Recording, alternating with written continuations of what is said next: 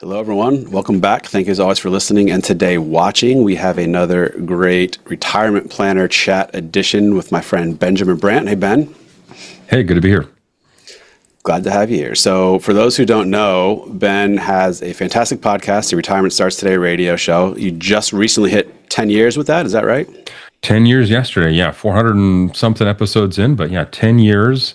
Come a long way. My first episode ever, I deleted it from the internet. It does not exist anywhere in the world, but I was sitting at my kitchen counter reading from a legal pad of handwritten notes aloud, and you can hear me turning the pages of my legal pad as I recorded episode one. So from here to there in 10 short years, 400 short episodes. So hopefully I've improved my skills a tiny bit.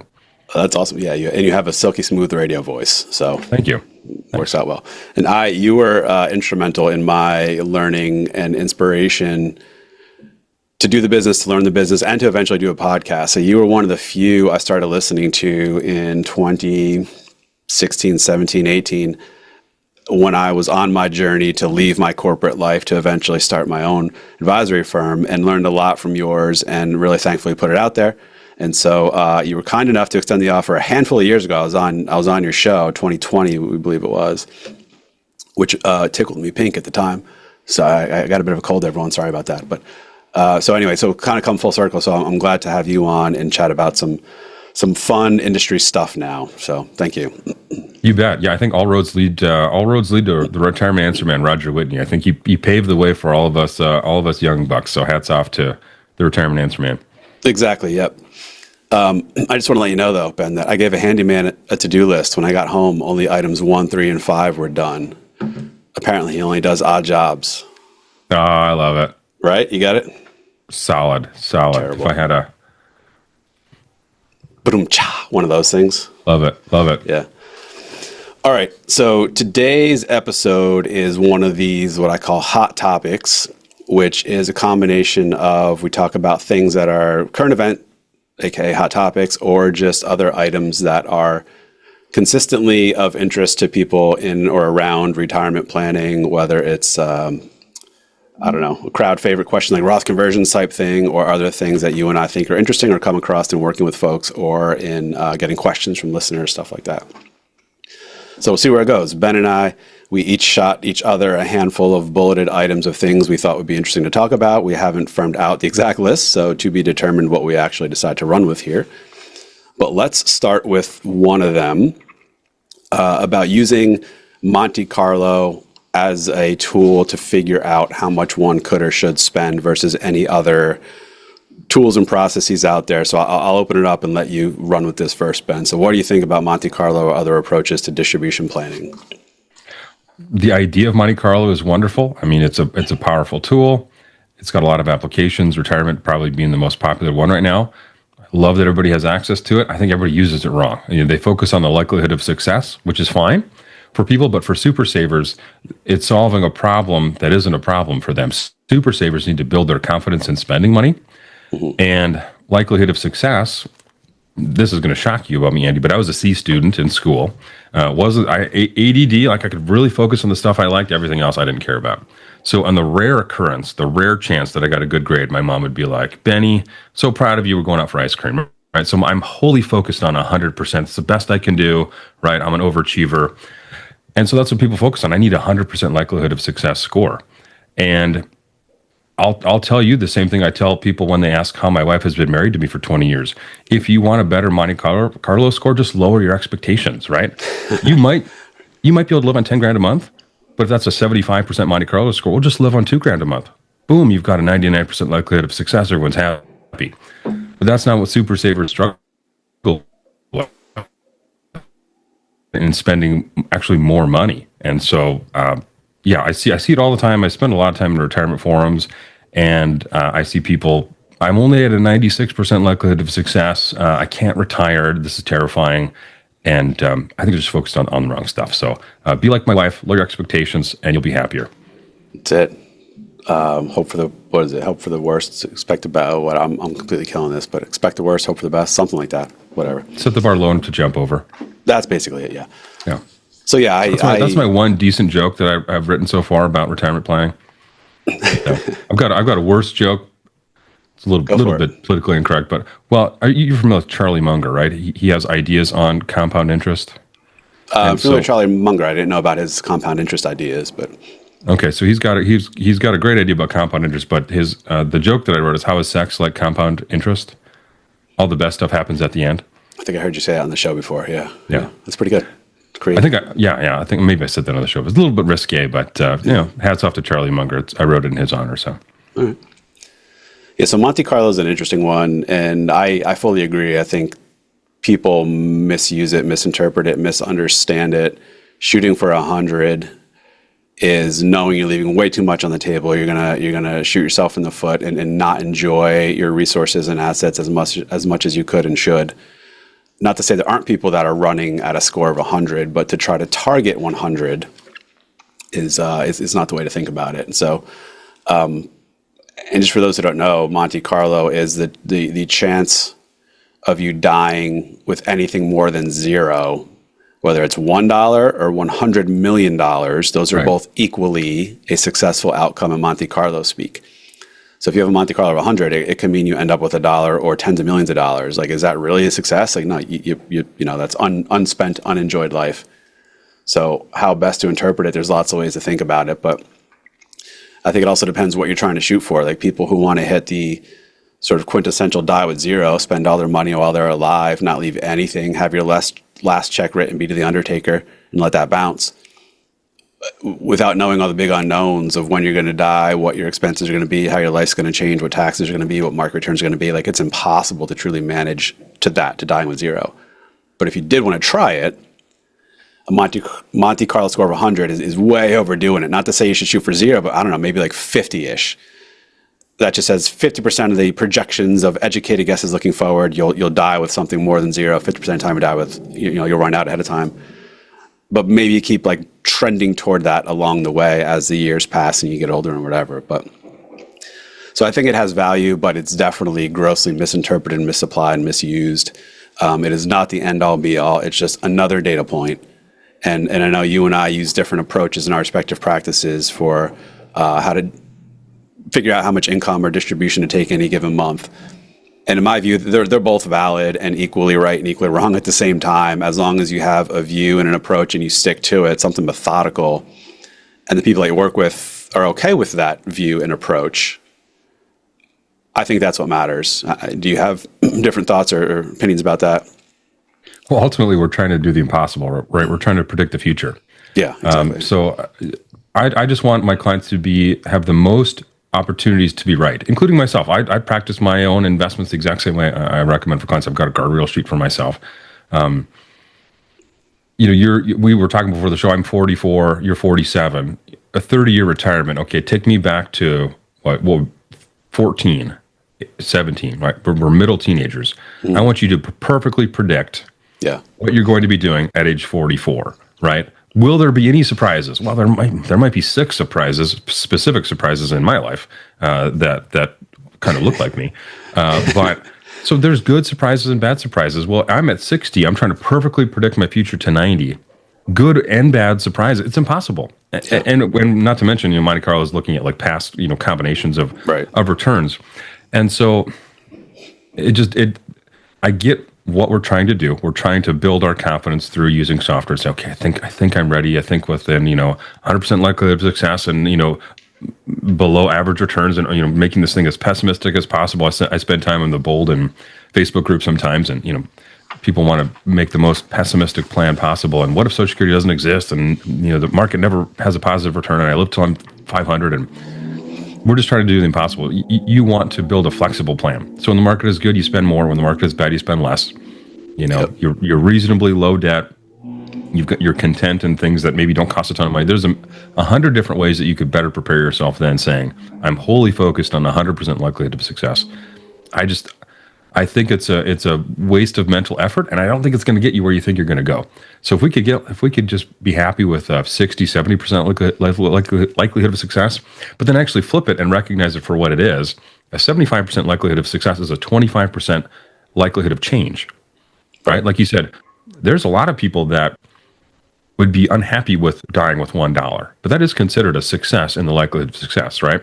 So your likelihood of success to you is unsuccessful. right? So if we just say 75% likelihood of success, we're trending positive, 25% likelihood of change. Change meaning, well, I'm going to move to Raleigh to be closer to my grandkids, right? I'm going to sell my house and get a hot air balloon and see the world, right? You're trying to predict 30 years into the future. Good things could happen to you in 30 years that you aren't accounting for. Shouldn't you have a plan that has some flexibility? I mean, I don't know why we have to carve our retirement plans into stone tablets and carry them up a mountain. It just doesn't make sense to me. Yeah. Going back to Roger Whitney, he sort of led the way in a lot of ways for you and I and a lot of people in the industry. His term agile. Now, he didn't create the word, obviously, but you have to be agile. Even in retirement, this is all going to be a moving target, for better, for worse, for indifferent reasons. You have to realize that and commit to it up front, that you will be willing and able to make some extent of changes necessary along the way and course correct, whether it's life changes, tax legislation changes, market changes, whatever. No retirement plan is perfect. They're all wrong. They're all making educated guesses about the future. You have to roll with it and adapt and be agile. So, I think that's a good recognition. You're going to be wrong. No matter how accurately you predict, you're going to be wrong. Well, we plan for a 3% rate of inflation and a 7% growth on a 60-40. Well, it's not going to be that. It's not going to be. It just won't. I mean, you won't know until you're looking backwards. I mean, so many things, long-term care and investing and inflation and debt and Social Security, you won't know till you're looking backwards. So just give yourself the permission to be mostly wrong and directionally right. And that's a good outcome. Exactly. I like the word directionally right. You have to at least start with making educated guesses about this stuff. Hopefully you get the broad stroke magnitudes of things at least loosely right, the directionally right, and then realize it's going to be wrong and you're going to have to adapt along the way. So I think that same logic applies to other decisions that super savers have to make. Like I see endless conversations about the perfect age to collect Social Security and break evens, and what if I take the money at 62 and invest it? And I mean, I've seen spreadsheets and studied spreadsheets on the calculation, until I'm blue in the face. Directionally, we should wait until 70, I think, if you've out-earned your spouse and you're married, and there's all kinds of wonderful spousal, like survivor benefits. But if the market has a big correction and you collect your Social Security at 69, rather than interrupting your cash flow, and we lost the 1 year of optimization, I'm sorry, we'll pour one out for the perfect spreadsheet that we built 25 years ago. Your retirement is still amazing. Your retirement's still even better than it would have been had you not planned this, right? So directionally, wouldn't it be great if we could make it till 70 and we had this wonderful, amazing survivor benefit, 132% of your primary insurance amount. But if we collected 68 and a half, we're still fine. We're fine. Give yourself permission to make slight adjustments, and you got 90-something% of the way you wanted to get to. And rather than take 2 years off from retirement because the market cratered, turn your benefits on early. Who cares? Just do it. You're solving for like confident, inflation-adjusted, flexible cash flows, not perfect optimization. Right. Give yourself some slack. We're all guilty, I know I am, of over-optimizing, like through the podcast, through the things I espouse, through the discussions I have with clients. And I like to think with clients, I do rein it in some, and I think clients know this. Like, we'll talk more realistically. Like, I'll say, this doesn't matter. Do what you want to do. Here's the pros and cons of each. If this ends up happening, this will have been better in hindsight, or if that ends up happening, that will have been better. But let's not over-optimize. Yeah. A lot of this stuff, Roth conversions, Social Security claiming, there's importance to it, there's directionality to it, but a lot of it's just an exercise in optimization. If you don't optimize it or you get the optimization wrong, it's not going to make or break a plan, right? It's not going to take a great plan to make it not work. It's not going to take a terrible plan to make it, awesome all of a sudden. So don't sweat this stuff too much. Yeah, tangentially related. Say what you want about Elon Musk, but my favorite Elon quote is, the hardest part about being an engineer is optimizing something that shouldn't exist. We're spending, how much time is given sweating the details of the solvency of Social Security, even though that term isn't fully correct, I think, because Social Security can't physically run out of money. It's a dedicated payroll tax, but we're thinking about all these things and we're optimizing. Okay, well, if there's a 32% reduction and I've got a 91% likelihood, you're going to drive yourself crazy focusing on things that you can't control. Give yourself as many opportunities as you can to be right, which is a hyper-flexible plan with a good amount of equity so that we can just outgrow whatever potentially could go wrong that we're not accounting for, and live your life. That's it. Yep. Now, I heard you say, I know the answer because I listened to your show, but you said super savers 2 or 3 times. What does that mean? How do you define that? Super saver is me, I'm a super saver. Anybody that saved over $1 million is a super saver. And so you've done something unusual. You've outsaved 90% of your peer group, which means that you had to do things that other people weren't willing to do. And you had to learn a new set of skills that most people can't learn, which is great up to a point. But now in retirement, we have to learn a new set of skills. So the same skills that Andy Panko had to develop to save up a couple $1,000,000 is not the same set of skills he needs to spend it in a way that makes him happy and confident. We've all met people, I know you have, Andy, that they're content with having $5 million, and that's the end of their contentment. They have no idea how to spend it.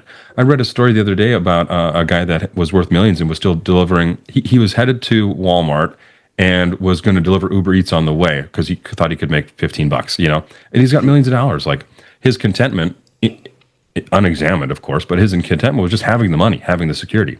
Yeah. And I would challenge people to think beyond that, because there are people or causes or, God forbid, spending the money on yourself. You could use that money. Our time on this world is limited and not guaranteed. So I want to reach through Zoom and grab my clients and shake them and saying, our time here is limited. Let's figure out how we're going to make memories or have fun and spend some of this freaking money. I like it. And I say that because I'm one of you. I'm a super saver myself. I have to teach myself. We bought a new car was last month. First new car of any family member that I've ever encountered in my life. New car. And it's still I still have kind of a problem with it because new cars depreciate. I'll drive it my wife will drive it for many years, but it's just super savers. We are somehow hyper fixed on the saving part. Yeah. Some of our whole personalities are based off of it. And that behavior is not going to serve us in retirement. It's just not going to serve us as well. You can't take it with you, and I don't think you want to be the richest guy in the cemetery. So let's die with zero is step number one, and then without implementing it exactly what he would recommend, let's figure out how to spend this money in a way that makes us and those around us our lives better. While we're on the topic, how do you do that with folks? And I guess there isn't a single silver bullet, but a lot of people, very common problem with people that saved a lot. What got them to be good accumulators is their enemy in letting them have permission to spend their money. Oh man, excuse me. So what do you do to try to help folks and show them, to the extent whether it's like therapy skills you have or financial tools or whatever, to get people okay to spend what they have? Yeah. So was it Tom Hanks in Big, and like the concept of like Freaky Friday? Where you exchange places with a younger version of yourself, or you become the older version of yourself, like the concept. So the thing that stinks about the corporate world, and I for some reason, probably, I don't know, because of my love of spreadsheets, I work with a lot of engineers, and maybe you work with a lot of engineers too. I talked to an engineer just the other day. He lives in Minneapolis, and he said, I still love engineering. I hate the bureaucracy of the corporate world. And so there's inherent creativity, I think, in a lot of professions. Engineering is one of them. But the corporate world just absolutely sucks out your creativity and sometimes your just general will to live, which really sucks because that's also when financial independence kicks in. And so I had to think of a Tom Hanks big version of like, how can I talk to Andy Panko when he has maximum creativity but no money? And then how can I take those lessons and bring them to Andy when he has money but maybe lacks some creativity because, the suits sucked it out of him? Right. So I said, let's hop in the DeLorean. And I wrote about this in my book, but let's hop in the DeLorean and we're going to meet Andy on his 13th birthday. And we're going to give him $500, inflation adjusted. Yes, my engineering listeners, inflation adjusted $500. So this is like 1991 or something like that. And you got to spend it on yourself, and you got to spend it by the end of the day.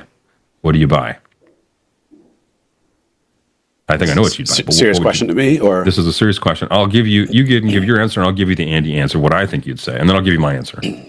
At 13, it probably would have been like a mini bike or a dirt bike or something, or a go-kart. Perfect. I was going to guess Legos for you. For me, it was drums, right?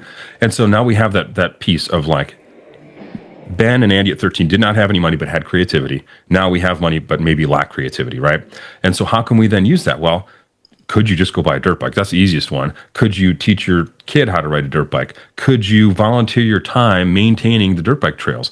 Could you, buy the three-wheeled old guy Harley or whatever it is to go to visit me in Sturgis? I'm in North Dakota, that's in South Dakota, but you get what I mean, right? I bought a drum kit, right? Hey, spend some money yourself. I bought a drum kit. I have not learned how to play it yet. I've messed around on it, but I love music. I love attending live shows. So hop in the DeLorean, go to talk to your younger version of yourself and explain to them, hey, now we're financially independent. What should we spend this money on? And then maybe it's that exact thing. That's kind of the closest Occam's razor version, but maybe it's something related to that, and maybe it's not. But the beauty is, on the run up to retirement, a lot of super savers are financially independent several years before they retire. Now that we have our health insurance covered, well, before we retire, right, we've got, PTO, all this stuff, start to make experiments, take a drum lesson, right? Rent a dirt bike, test out some of these things while we still have the security, which super savers really like, of our career before we fully retire. I think what a lot of people do is they retire and then they give themselves permission to go explore those things. The energy is totally different. It's like, that's why I think people like golf, even though I think golf sucks. It's like, I'm retired, everybody's playing golf, I guess I have to love golf, right? The energy is, I better like this. I sailed for 40 years for this stupid thing and I gave it my career, better like it. Let's start that several years before retirement, make those little experiments and those little, time, money, and energy investments. And then we can really figure out what we want to retire to, rather than most people just kind of think about, my job, my boss sucks, I'm retiring from this thing. And very little thought gives to the to side. So I don't know. I guess that's the last 400 of my episodes of my podcast, kind of in a 2-minute cliff wrapped up. There you go. Look at that. Yeah. So you can skip going back, listen to the podcast, just hit repeat on the last 5 minutes of this episode here. I should tattoo it on my forehead, because I like I said, I'm talking to myself, right? These are lessons I'm trying to figure out for myself, and I'm just telling the world, I'm just shouting it into the ether, I guess. But yeah, people are listening. Another interesting, so moving topics here. This was on the list of stuff you brought up. I think it was funny, but also worth addressing. You said someone on people in New Jersey can't pump their own gas. Well, that too. People can't pump their own gas. No, it is actually against the law. I have mixed feelings about that. That's fascinating to me. It boggles my mind as a North Dakotan. I think I could just pour gas all over my head and no one would say a word. I mean, we love our independence, for better or for worse, in North Dakota, while smoking, obviously, while smoking. Oh, yeah, of course. No one would say a word. No one would say a word. But you can't pump your own gas. That I love how much that bothers me, honestly. Yeah, I guess because I've always known it. It's not weird to me when I go to other states. I like pumping gas, so I'm actually happy to go to Pennsylvania or something, not to fill up my own tank. But it doesn't bother me to not be able to in New Jersey. I can see why people wouldn't be okay with that. My view is, I don't care. Now, if there's a direct tie to we're getting charged more because we have to pay someone to pump it, that's a different story. Then I guess I like it a little less. But I don't know. You can directly equate the two, at least not precisely. So I'm like, whatever. This isn't. In principle, I don't like people telling me I can or can't do things, but this is something that doesn't bother me. Again, probably just because I'm used to it and don't really think about it, but it is weird. It's now the only state in the country where you can't. Oregon used to be, but I think they've since changed that recently. What makes your state famous, right? New Jersey, you can't pump your own gas. North Dakota, we're known as the state that doesn't have Mount Rushmore. So that's our main claim to fame. New Jersey, it's the gas pumping thing. We all have our, yeah, you got to have something. Yeah. We got Springsteen, we got Bon Jovi, we got Springsteen. That's pizza cool. and bagels. Yeah. We have Teddy Roosevelt was here for 5 minutes. That's like our number one thing. Okay. It's better than nothing. I mean, yeah, it definitely is. But so you got I don't know if there's a comment or whatever that someone wrote on a YouTube video of yours, but someone said on YouTube they wouldn't hire you because you don't wear a suit. Can you believe it? Which I you may have said in jest, but I think this is a great question. Does it matter what advisors look like, dress like? I don't know how far you want to take this, how they present themselves in general. Like what are your thoughts about this? And does wearing a suit matter? Should it matter? I wore a suit for the first big part of my career. It just didn't feel like my authentic self. I just felt like, who am I trying to fool? And if I'm trying to fool something, like, isn't that a layer of like almost dishonesty in and of itself? And I think that's changing, and I think the industry is going to figure it out at some point. But baby boomers are not retiring anymore. 1946 to 1964. The oldest Gen X is either 60 or 61 or 62 this year. So when I think about, how would people expect me to dress? I don't know. I think Gen X is going to look at that totally differently. When someone says I'm not going to hire you because of how you dress, I kind of say good. I mean, I would be lying to you if I was on YouTube in a suit.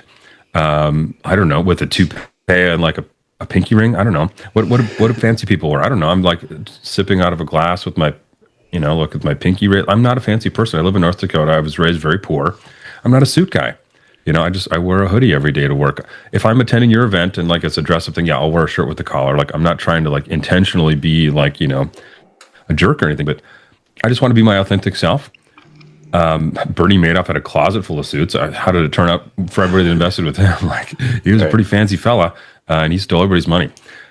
So that's why one of the reasons I believe so strongly in content creation. Like if I've put out 430 episodes of my podcast and we've got millions of views and we'll have the same amount of YouTube videos eventually. If you agree with that and you like the way that I plan, but you don't want to hire me because of what I look like, there's a word for that. There's a word for that. People don't hire me because of what I look like, even though they agree with my style of planning. That's a them problem. That's not a me problem.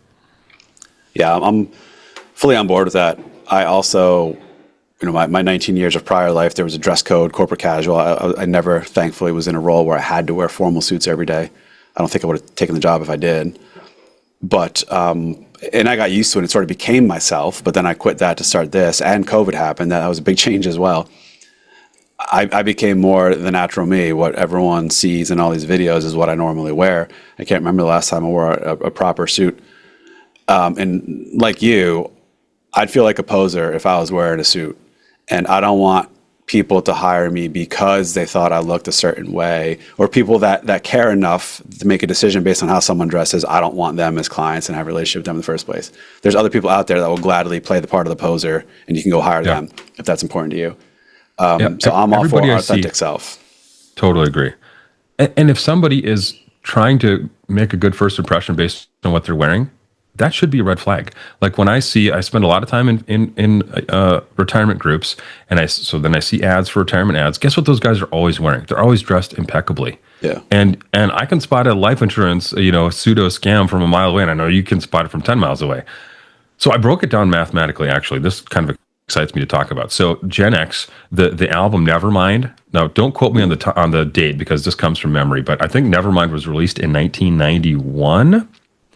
We'll have to Google that. So Nirvana's Nevermind, the quintessential generational album.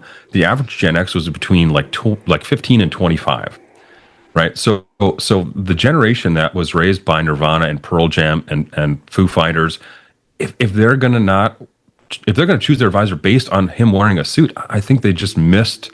They just missed it. They missed the whole they missed the whole theme. I don't know. I'm an old millennial myself. I'm more identify as young Gen X, but I'm technically a millennial. I think you are young Gen X, so I don't know. So, yeah. I feel like I'm talking, when I create content, I feel like I'm talking to my friends' older siblings. It used to be my parents, right? Because they was 20 years older than me. Now they're like 10 years older than me. So I feel like I'm talking to my friends' older. I'm the oldest myself, but that's what I feel about it. So my one caveat to be your authentic self. I think it's important to be your authentic self. It's a great screening tool, if nothing else. It'll turn away the people that you don't want to be working with anyway, and it maybe even more strongly attract people that are the right vibe for you. But I think with you being your authentic self, you also have to earn it to some extent. You need to have a certain amount of, and by that I mean you need to evidence your stuff. And the dress code is just a facade that doesn't matter.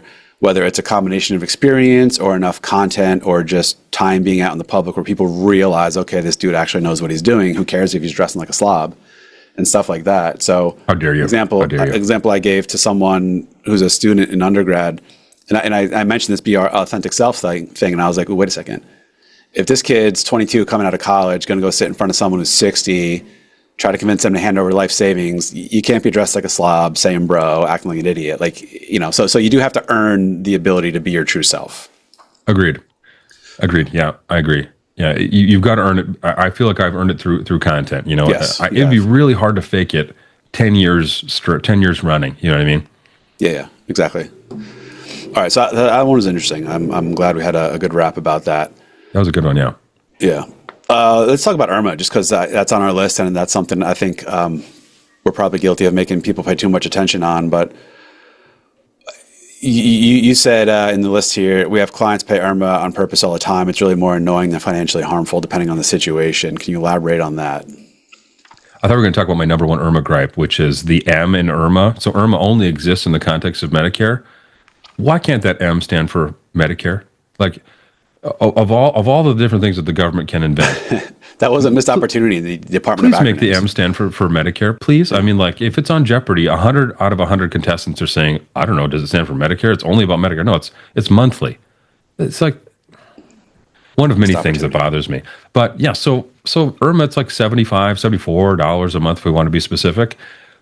In the grand scheme of historically low taxes, we're doing tax time for clients right now. And with the, the big standard deduction and the bonus or the super senior and the blah, blah, blah, there are clients with a 5% effective tax rate and a six-figure income. That party's going to come to an end at some point. I mean, are we Yeah. $100 bajillion is the national debt or whatever it is? That party's going to come to an end. So when we talk to clients, it's like, we don't want to accidentally find ourselves on the first paid IRMAA bracket because it's annoying and it happens 2 years after the fact. And I can't remember what I had for lunch last week, right? If it's a surprise, it's annoying. But if we think there's any chance, like if we assign a crazy rate of return on our IRA, like an 8, 9, 12% rate of return, if we think we might be in the third, fourth, fifth IRMAA bracket, well, let's just intentionally invade, the first one. Let's get our income from 212 to 266 or whatever the number is. It changes every year. Let's intentionally invade that one. Do the math. Okay, it's $800 a year, $1,600 a year if you're married. Spouses are usually different ages, right? So would we pay $800 to get an extra 50 grand into like a lower than 10% effective tax rate? A lot of people would. Maybe it's 12%. Yeah. It depends on where you live and your state taxes and stuff and whatever else, your deductions and stuff. But yeah, so sometimes we focus too much on, I don't want to pay IRMAA. And if you're married and you saved a bunch of money, you're a super saver, and then you made the mistake of dying, the widow's tax might push your widow up, especially if you had high income and $5,000 Social Security check started going out this year. You could be 2, 3, 4, 5 brackets in, and that's real money. So that's $74 a month. Don't think about it as IRMAA. Do the math. Put it into your total tax. You're already paying $26,000 a year, whatever it is in taxes. It's a rounding error.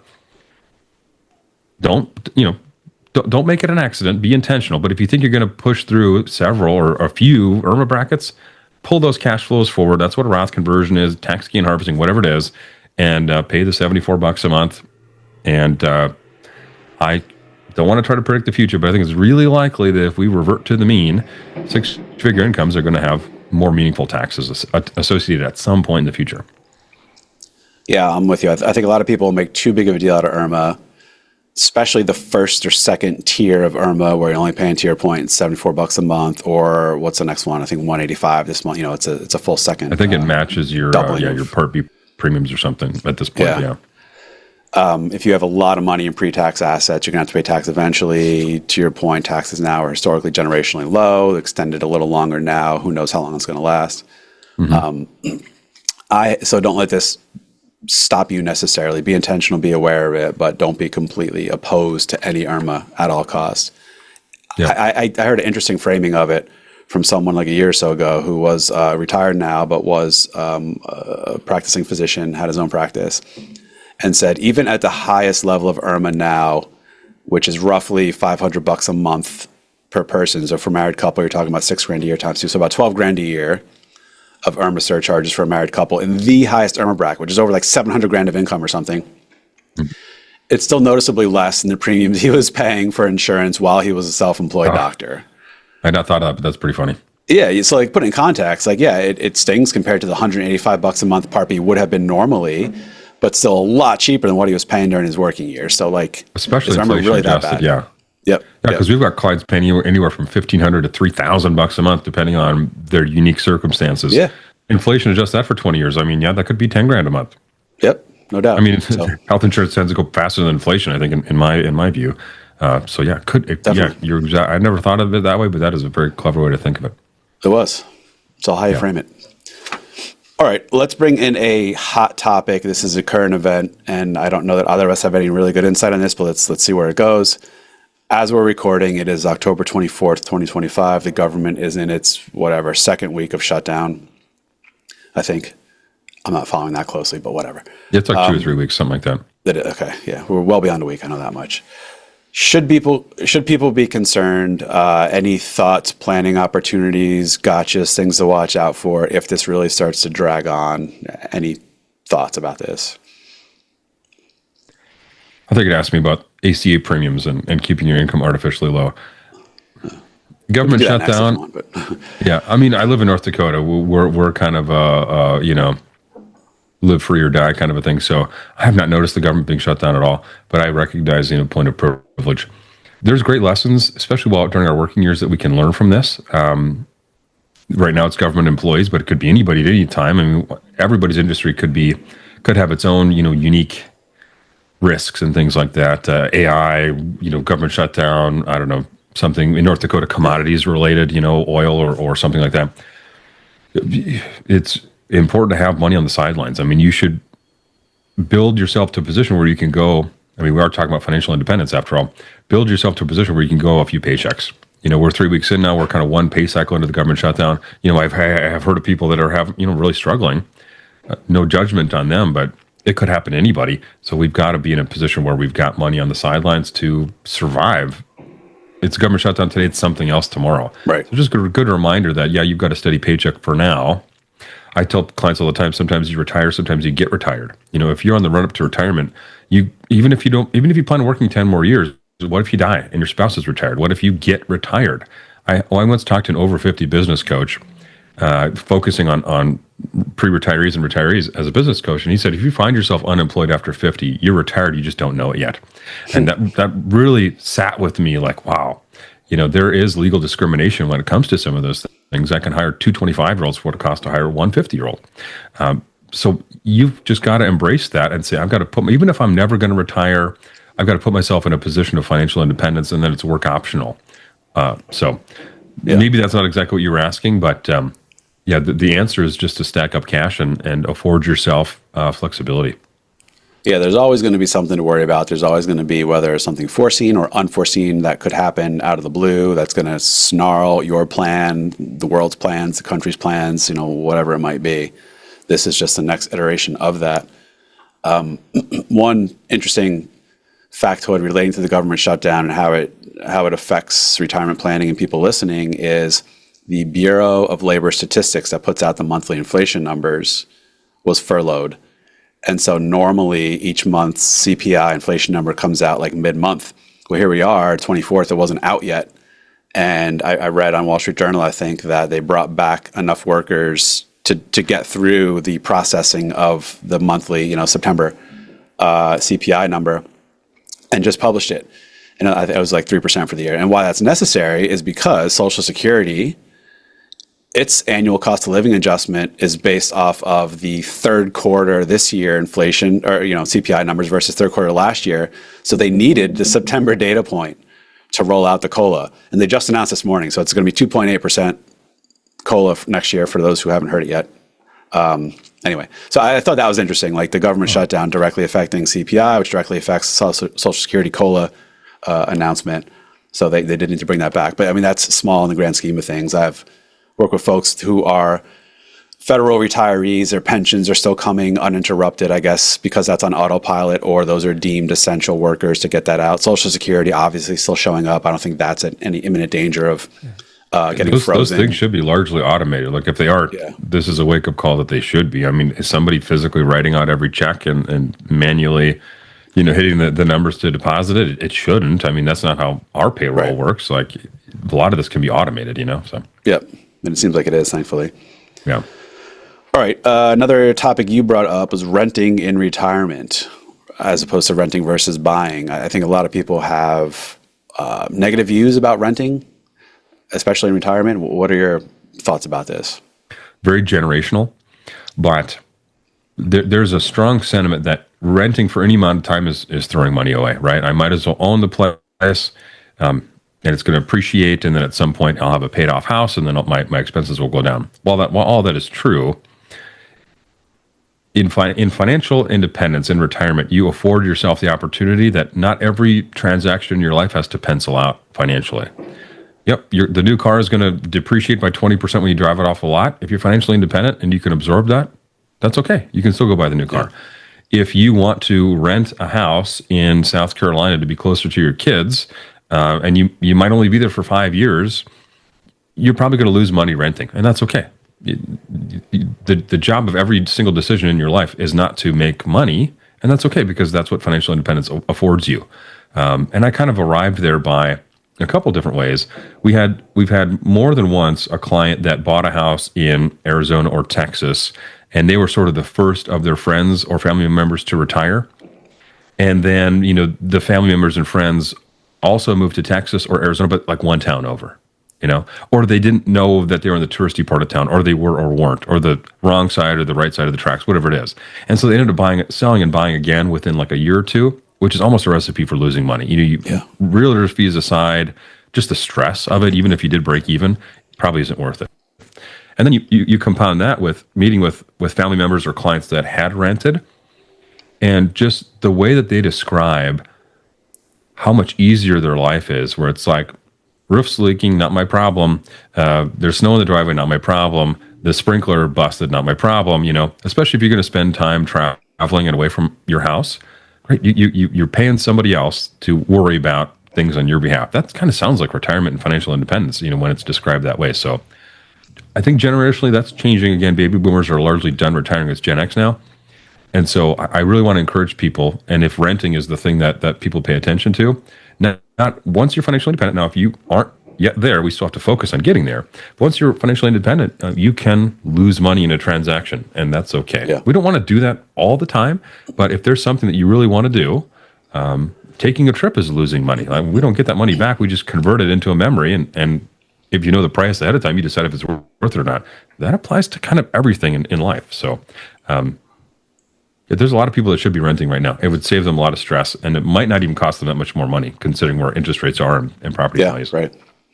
That makes a lot of sense. I definitely work with folks and know some scenarios where they retired, sold the house they were in, and now are traveling the globe and want somewhere back home just to land, so they'll rent somewhere. Don't know where they're ultimately going to end up and anchor down, be it Florida, Texas, Arizona, wherever, up Northeast, Midwest. Or they're just trying to figure it out. Like, they know they wanted to move away from where they were during their working life and not yet sure what area of the country they want to permanently stay in. Renting is a great way to do that. Yes, are you throwing money away? I mean, I guess. No more so to the extent any other expense you have is throwing money away. You're getting something for it, right? You're getting the use and utility of having a place to live. So It's not really like, just whatever. You're still getting value out of it. So I'm completely okay with renting when it makes sense for the right reasons, not just pure dollars and cents spreadsheet reasons, but life reasons, return on hassle reasons, and other convenience reasons. Yeah, definitely a place for it. If you're focused wholly on whatever you want to retire to, the more times you can say, not my problem, that's a good thing. Yeah. And there's value to that, to say not my problem. All right, moving on. What do you think about donor advised funds? And I'll cue this up a little bit. So they are, for people who don't know, basically you can donate money to Schwab or Fidelity or Vanguard, where they have this fund called the Donor Advised Fund. Technically, it's run by Schwab Charitable, Fidelity Charitable, Vanguard Charitable, who are their own qualified 501c3 charities. You get a donation, potentially deductible donation at the time you put the money into the fund. Then it could be invested. You can pick what investments the fund has, so the money could, in theory, grow over time. And then you can tell Fidelity, Schwab, Vanguard over time, hey, please send out $5,000 to that charity, $2,000 to that charity, $2,000 to this church, whatever. You don't get a deductibility when you dictate those future donations leave the fund to go to the charities. You just get the donation when you put the money into the fund in the first place. So this is often used for people who want to bunch donations together. Instead of donating 10 grand every year, they donate 50 grand once every 5 years, and in that year you get a big itemizable deduction for that 50 grand type thing. Now, my question, and I don't know the answer, I'm just thinking about this. Are donor advised funds worth it? Because they're not free. You have to pay some administrative expense. The big players all charge 0.6% of assets per year as their fee. Why not just give that 50 grand every 5 years, in my example, outright to the charity to use at the time? Why put it in this temporary holding spot of a donor advised fund and then dole it out in smaller bits over time, over 5 years, especially when there's the expense of the admin fee for it? Mm-hmm. Your thoughts? Yeah, you're right. I mean, 100 grand in a donor advised fund, sort of dripping it out over time, or 100 grand just directly to the charity, you sort of get the same place. presuming your income is like high enough that you're not excluding something with a ratio or something like that. But Yeah. to me, it just tracks logically. And if you're introducing that to like a new retiree, I think it makes a lot of sense the way it tracks logically. So I'm thinking of like an inheritance or, some sort of a severance buyout or, your stock vesting or something that, your income is pretty linear and then you get a big spike in income and then a spike in taxes. And so we say, well, while we recognize we don't want to spend money on deductions and, just like with your home mortgage, charity, spending money for a deduction, we're losing money. We're sending the charity dollars, so we just have to send Uncle Sam a quarter, right? Our net worth is worse by 75 cents. But if I'm paying a whole bunch of extra income this year, in theory, after taxes, I'm living off that income for years to come, right? So I'm used to living on 100 grand a year. I get $1 million. I have 500,000 after taxes, but I'm going to live on that 500,000 for many years to come. So it's like, well, I might be spending charitable in years to come, but I'm getting taxed this year. So it's like anything that I can account for going forward, and I'll figure that out by going backwards just to make sure I'm not spending money I don't need to chase a deduction. But if you give $5,000 a year or $10,000 a year, well, that's the most beneficial right now. So it's like, do you want to give 5 years ahead of time, 10 years, 15, 20, depending on your liquidity and whatever your needs are? It's like, well, if I have this big spike in income, well, if I can smash that down with a deduction, that's great. And then I just give to the charity as I've been doing it. So logically, it matches big income, big deduction, and I give the same way I've been giving, forever. And not to be too, sarcastic, but if you send a charity a whole bunch of money at once, they're going to spend all that money asking for more money. So, if you just drip it out over time, don't make them wise that you got money. You got to give $200 a month. That's all I'm good for, High fences make for good neighbors, all that good stuff. That makes sense. I don't think about that. That framing of it and the example of like getting a large lumpy income from a bonus or a buyout or whatever, kind of aligns with where a donor advised fund could make sense. Just kind of matches logically, like assets, liabilities, like pluses and minuses. In my head, I could put on a spreadsheet, so that's really what makes the most sense in my mind. But okay. Now, what do you think about AI? I'm not a technology or artificial intelligence expert, but it's all the rage, both in the stock market with companies doing well due to AI, and even within the industry, we're bombarded all the time with new AI tools and note takers and other ways AI is going to help revolutionize what we do. Geared towards consumers, not advisors. I mean, what are your thoughts about AI, if any? And this could just be randomly wild speculation, but how and where do you think it can fit into retirement, financial, and/or tax planning for folks? It could be really good. Google just came out shortly after. I think I was in high school, and you could Google something, but it was pretty rudimentary. Several years in, let's say early 2000s, middle 2000s, you could really Google something and get someplace. You could get bad information, of course, because it's just sourcing, other people's blog posts, which can definitely have bad information. But more often than not, you could find the answer you're looking for. AI is just another evolution of that. And now, to use the back then terminology, I can Google something and get to a blog post, and now I can have a conversation with that blog post, right? That's sort of what AI is, right? And so there's good and there's bad, but you can really get a handle around your thinking by having a conversation with AI. And I do it all the time.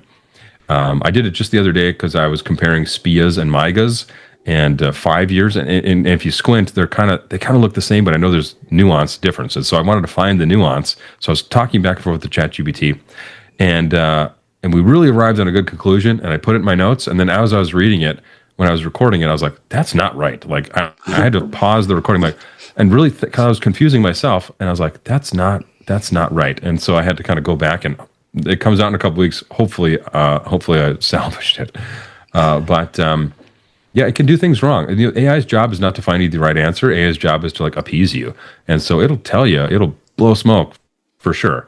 You just got to be cognizant of that. Say, "Hey, cite the source. Show me the article." Yeah. I was having a conversation with ChatGPT this morning. We had a client that bought a Cybertruck, and I know that the Cybertrucks are made in the USA, so you should be able to deduct that interest. But the VIN number doesn't match the VIN numbers that you're supposed to be able to deduct. And so I was like, "Hey, ChatGPT, find me an article." I can't be the first person that's had this thought. Find me the article, and ChatGPT just couldn't do it, and I couldn't do it either. So it just kind of came to a standstill that we're going to have to figure this out in the future. But that's, I guess, a bad example of what it didn't work for, but there's a lot of things that it does that it can do really well. Gosh, if you love spreadsheets and there's something that's just not formatting the way that you want, a lot of times with the right prompts, ChatGPT can figure it out really well. Or you see something on a spreadsheet you like, it's like, whoa, their dropdown looks way cooler than mine. Like, upload that sheet and say, what formula makes it look like that? And it's like, oh, that's conditional formatting using this way. Oh, amazing, And so, like, where it's good, it's amazing. Where it's bad, it's terrible. I mean, that's probably like any technology, but I'm super bullish on where AI is coming. If you're 10 years from retirement, I'm not worried about it in a way that, you should retire earlier. It's going to take your job. But in the same way that the advisor world has changed over 20 years, where, there used to be somebody that you'd get a check from a client, you just send it to somebody and you type that up, and the thing. And now that's all automated. So people are free to use a higher value of their ability. It's going to be the same for everybody. It's going to take care of some of the more mundane things in your life. And it's just going to then afford you the time to work in like a higher frequency. So super excited about that. Use AI every day. I'm sure it's burned me on things that I haven't figured out yet. But I love it. My kids and I share a ChatGPT account. I pay $20 a month, and so we share the password. I hope Sam Altman's not listening to this. I'll get struck by lightning. But to see how they're using it is really amazing. My kids range in age between 8 and 18. And the things that they ask is pretty amazing. We were at in a hotel room for a hockey trip once, and I saw this weeks later reviewing the chat, and my kid had taken. You've been in a hotel before. Every shower is different in a hotel. There's no universal. You turn the stupid thing and it turns on. They took a picture of the shower faucet, and they was like, "How do I turn this thing on?" And I was like, "What an amazing native versus immigrant way of thinking." In that they were born in AI, right? So they don't know a world without it because we're teaching them how to use it young. So the way that they're going to arrive at solutions quicker, the world is going to change dramatically, just how I see them using AI. I don't let them cheat on their homework. I have seen in the past where they take a picture of an assignment and say, do this assignment, it's done. I say, you have the best tutor that's ever existed in the world in your pocket. Like, you need to use it to learn those things. Explain this math problem to me 47 different ways until I understand it. That's how you should use AI.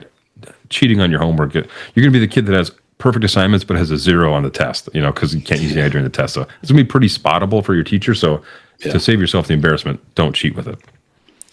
That's good. I've heard it's a hot topic in schools because I'm sure a lot of students use it to augment or adjust or copy work and make it sound a little different. And I've heard anecdotally some schools are running some kind of screens or whatever to tell me, like, find out, did this assignment use AI in generating it?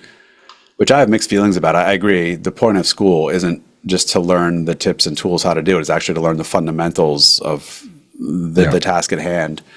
In reality, you get to the working world, we use tips and tools and AI and all sorts of shortcuts and ways to help do stuff, but that doesn't take away from you still have to learn the core content underneath it. Yep. So it almost sounds sort of like hypocritical to tell kids, like, even though AI is available, we all use it in the real world. Like, you can't do this to do your homework type thing. But it is a little weird that kids can't use AI for homework, but teachers can use AI for grading. It's like, well, hold on, is AI good or bad? Like, right. It seems, I get it, but it's a little bit, it strikes me as a little bit hypocritical, like to what you're saying. But and that's interesting that they took a picture of the shower handle. I didn't think about that. That's a great use case. So earlier in the year, I got a new laptop for myself from Dell.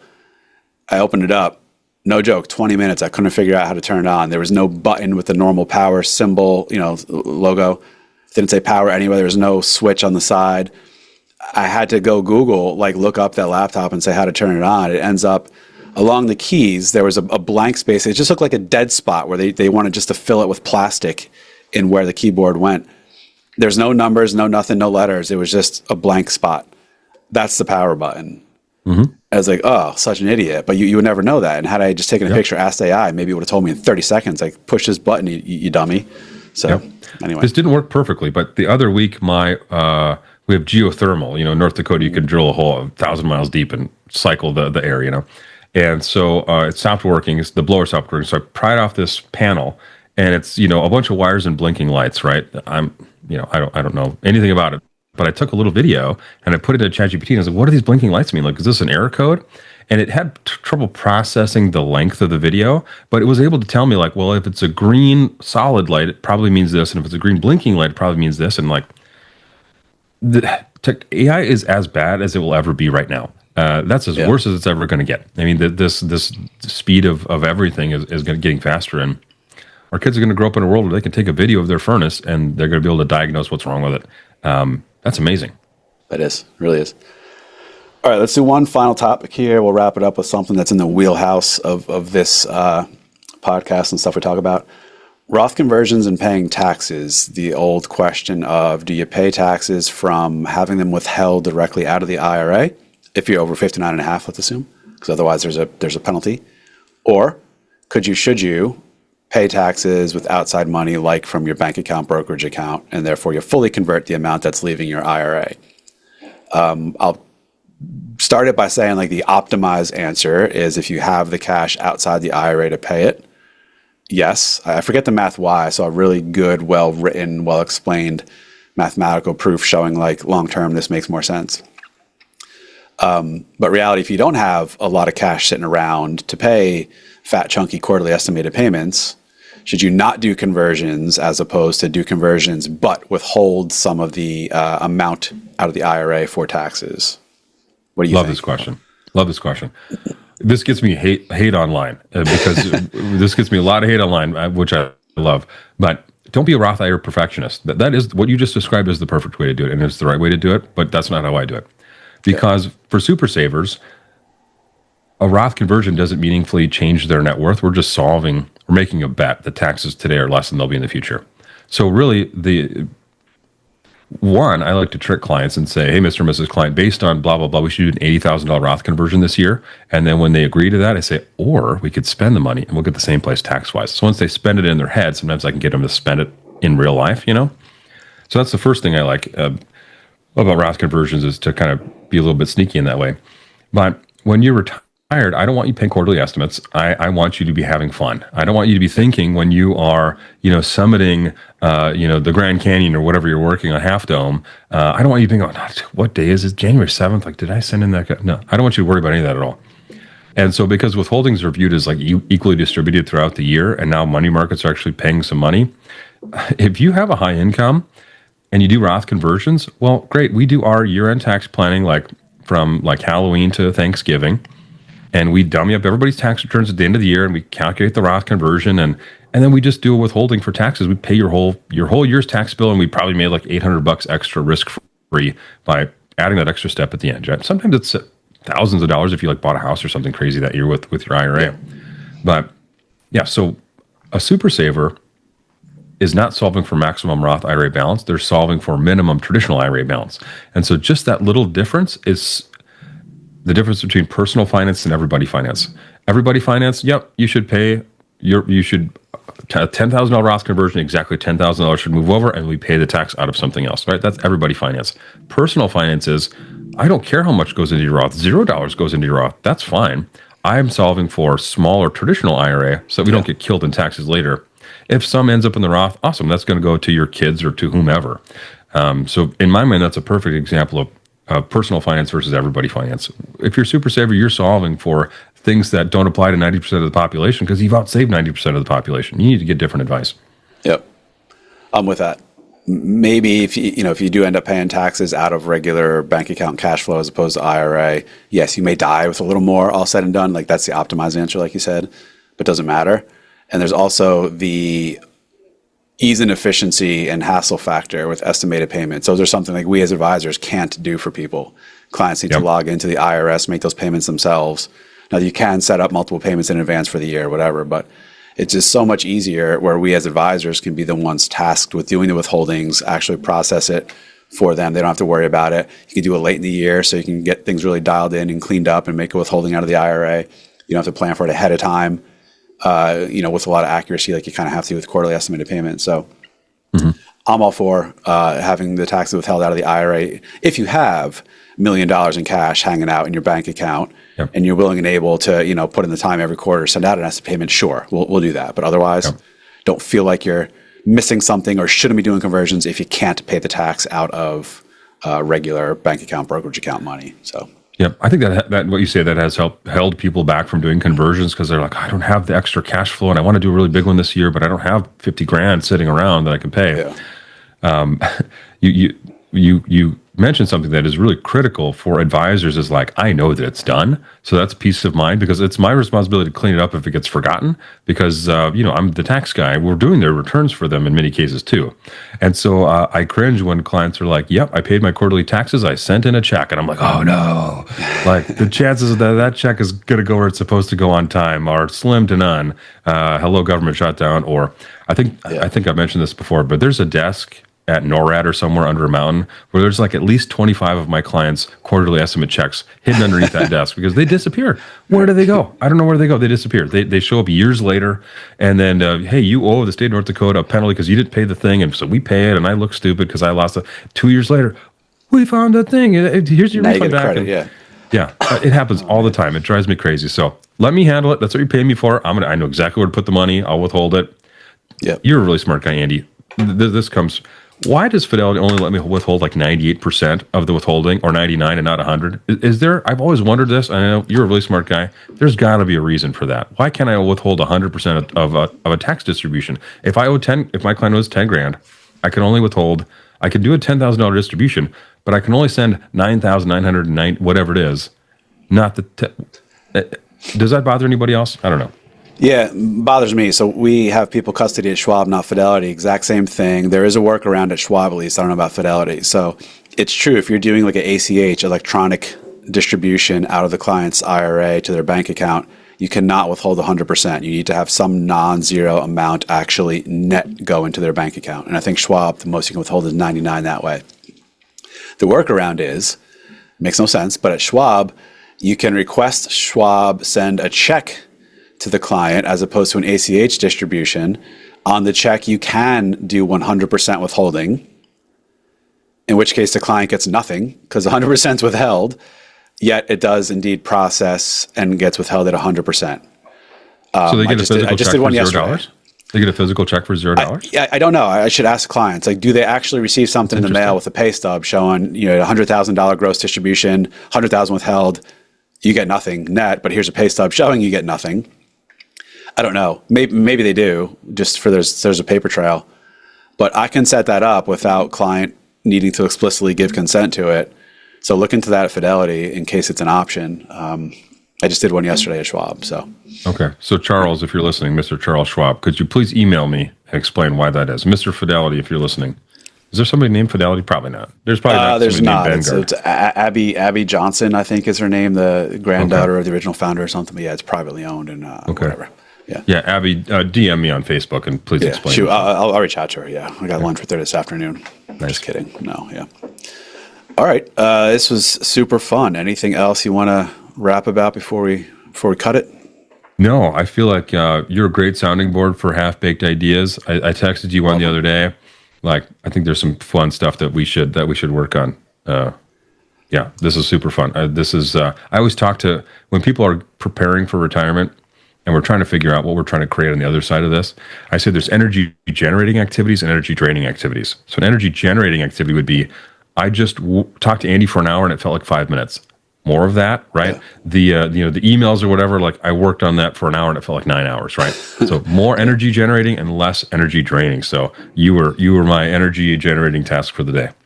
Thank you. Likewise, this did not feel like an hour that we were recording. This definitely filled my bucket, so to say, with feeling like it was a good, productive, and fun time. So thank you for that. The first 30 minutes we didn't record, you can put that on your Patreon. Yeah, you're not privy to that, but Ben and I had some good off-the-cuff commentary the first half hour before we hit record for this episode. So that stuff is gold right there. That's right. Yeah. Yeah, you can find that on my, sounds good. So Love Ben, where could or should people go to find out more about you, your podcast, et cetera? Anywhere you want to point them? Yeah, we are Retirement Starts Today. Planning Your Amazing Retirement Starts Today. Anywhere that the finer podcasts are sold. And then as of April of this year, you can find us at Even Better Retirement on YouTube. Two totally separate things. I'm old, as you can tell by the gray in my beard. Podcasting to me is audio only and always has been. At some point in the last 10 years, podcasting became video first. Yeah. So you say I have a podcast that's on YouTube. My eyes crossed. I don't know what that means. So I am a purist audio only podcaster. We do every single Monday and have for the last decade. More recently, we've been more consistent, but early on we weren't. And then every Saturday we publish a totally different video. So we publish 104 unique pieces of content every year. And so if you like them both, great. If you like one or the other, great. But that's where you can find me. Find me in the comment section. Tell me how I should wear a suit. Oh yeah, please do, everyone. Let's do that. This is my request to you all. Absolutely jam up Ben's comments in his YouTube videos with, "Hey Slob, you need to wear more suits." I will It'll be respond. Inside joke. I will respond in a snarky way. So everyone listening, please go find Ben's channel, Even Better Retirement, and tell him he's slovenly dressed and look a little fancier. That's right. All right, Ben, it was a pleasure. Thank you very much. Appreciate it. Pleasure's all mine, sir.